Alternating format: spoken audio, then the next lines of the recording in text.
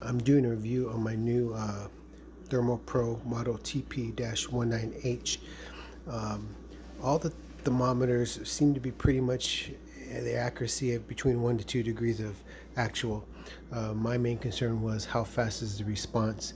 So I got it in the freezer right now, so it should be about maybe 0 to 10 degrees, and it is 1.9. Okay, and I'm gonna go right away to my water, and it's about 134, which it responds within like 2 seconds. So this thing response time is pretty much dead accurate within like 2 to 4 seconds. I'd say within 2 seconds. So that was my main concern of this model. This is a good model for my using. I want to quickly stab meat and just get in and out of the Ninja or the grill. So this is what I was looking for. I hope this works for you. I hope this review, you like this review. Thank you very much.